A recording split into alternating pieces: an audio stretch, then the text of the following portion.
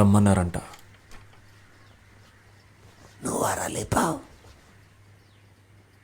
నా లేదు, నువ్వు లేపావు. ఏమంటున్నారో అర్థం కావట్లేదన్నా. అవునవునవును, నీకు అర్థం కాదు. ఎలా వేసేసావురా? అన్నా నేనేమి రాయ్, దొరైన నువ్వేగా చంపావు. అన్నా నా పేరు కార్తవరాయన్. నాకిద్దరు తమ్ముళ్ళు, ఒక చెల్లి ఉంది.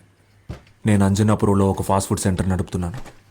మీరు తప్పుడు మనిషిని తీసుకొచ్చారన్నా.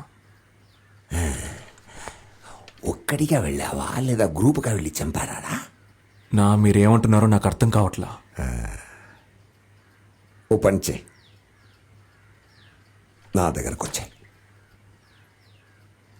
అన్నా మీరు అనుకునే మనిషిని నేను కాదన్నా. దొరైన వేసేసావు, నిన్నెలారా వదిలేమంటావు?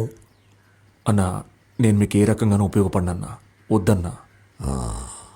నేను నిన్ను పిలిపించా, నా ముందు కూర్చోబెట్టా, నా దగ్గర పని చేయమని అడిగినందువల్ల నేను బతిమాలినట్టు అర్థం కాదు.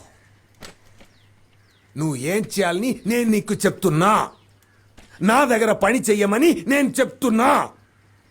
అర్థమైందా నీకు?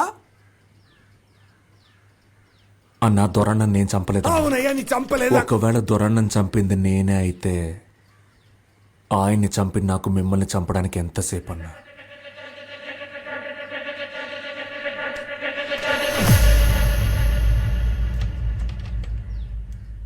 కానీ నేను చంపలేదన్నా. నేను బయలుదేరతాను.